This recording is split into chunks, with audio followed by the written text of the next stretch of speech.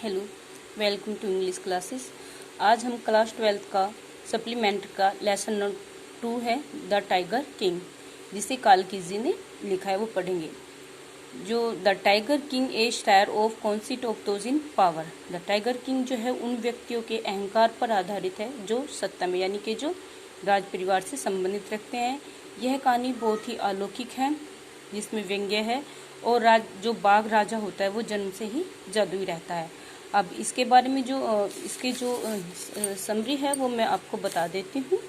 First of जो कहानी के नायक हैं, इस कहानी के जो नायक हैं वो प्रतिबंधपुरम के महाराज हैं, जिन्हें बाघ राजा भी कहते हैं। जब उनका जन्म होता है तो ज्योतिषी और अन्य लोगों ने भविष्यवाणी की थी कि एक दिन बाघ राजा को वास्तव में मरना होगा। कहने का मतलब ये है कि जिनकी जन्म होता है उनकी मृत्यु निश्चित होती है, लेकिन उन्हें तब आश्चर्य होता है जब एक 10 दिन का बालक उनकी मृत्यु होने के तरीके को बताता है। ज्योतिषी, मुख्य जो ज्योतिषी है वो राजकुमार से कहता है कि उनका जो जन्म है वो वृषभ नक्षत्र में हुआ था और वृषभ और बाघ शत्रु रहते हैं। उनकी जो मृत्यु होगी वो किसके द्वारा होगी? एक बाघ के द्वारा होगी। तो वो बाघ का शिकार यानी कि वो बाघ के शिकार का आदेश देते हैं। जब युवराज 20 वर्ष के हो जाते हैं तो उनकी राज्य की बागडोर उनके हाथों में आ जाती है और उनके राज्य में बहुत सारे वन होते हैं, जिसमें वो चीतों यानी बाघ का शिकार करना आरंभ कर देते हैं। और जब वो एक प्रथम बाघ का शिकार करते हैं तो वो बहुत प्रसन्न होते हैं और राज ज्योतिषी को बुलाकर उसे मर्द बाघ को दिखाते हैं। 100वां बाघ। ज्योतिषी ने कहा कि महाराज 99 बाघ और मारने होंगे, उसे 100वें बाघ से अत्यधिक सावधान रहना पड़ेगा। फिर राजा जो है वो महाराज जो है वो आदेश दे देता है कि किसी और दूसरे जीव को नहीं मारना है, केवल बाघ का ही शिकार करना है। फिर क्या होता है कि धीरे धीरे जो प्रतिबंधपुरम है उसमें बाघ कम हो जाते हैं। फिर वो हो जाते हैं, जिससे साम्राज्य के खोने का खतरा बढ़ जाता है। फिर उपहार देता है लगभग 50 मूल्यवान हीरे की अंगूठियां जो वो महिला होती हैं, ब्रिटिश अधिकारी महिला होती है, उन्हें भेजता है। ठीक है। फिर राजा की जो प्रसन्नता होती है, महाराजा प्रसन्न था क्योंकि उसने 3 लाख रुपए खो दिए, लेकिन अपने साम्राज्य को बचाने में सफल था। महाराज बाघों का शिकार करना अत्यधिक सफल रहा।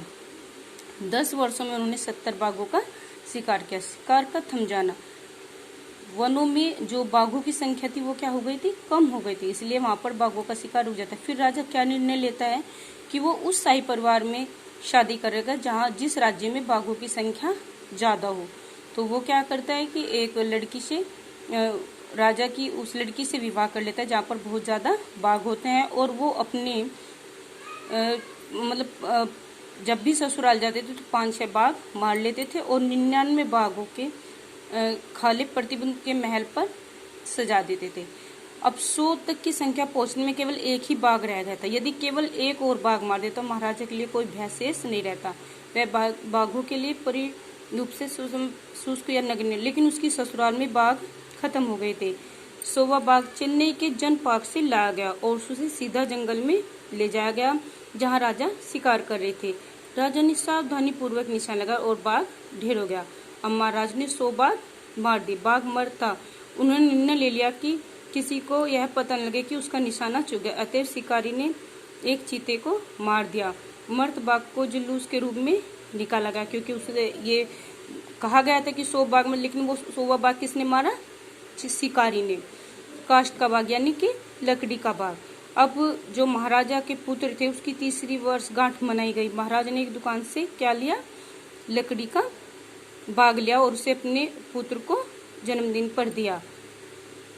पुत्र काष्ठ में खिलौने बाघ से खेले, इसकी सतह खुरदर थी तो घाव एक सुई की भांति नुकीला टुकड़ा महाराज के सीधे हाथ में लग जाता है और अगले दिन ही क्या हो जाता है कि संक्रमण फैल जाता है। 4 दिन में यह एक फोड़ा बन जाता है और पूरी बाजू में फैल जाता है। और परामर्श करने के बाद ऑपरेशन करने बाद निश्चय कि ऑपरेशन से बड़ा महाराजा की मृत्यु हो गई। कहने का मतलब है कि जो राजा की मृत्यु होती है वो एक लकड़ी के बाघ से भी हो जाती है, क्योंकि जो राजा ने थे वो केवल 99 ही शिकार किए थे बाघ के। 100वां बाघ तो एक शिकारी ने मारा था, इसलिए उस ज्योतिषी की जो भविष्यवाणी थी उस बच्चे की वो सही निकलती है। So that all student watch this video. उसके बाद में आप ये शॉर्ट क्वेश्चन अपनी कॉपी में नोट डाउन कर लें। क्वेश्चन वही नोट डाउन करें जिन पे टिक किया हुआ है। एक लॉन्ग क्वेश्चन है, पहले आप वीडियो से आप अपनी समरी देख लेंगे, अपने चैप्टर को समझ लेंगे। उसके बाद आप अपने शॉर्ट क्वेश्चन जिन पे टिक किया हुआ है वो अपनी कॉपी में, सप्लीमेंट्री की कॉपी में नोट डाउन कर लेंगे। Okay, thank you.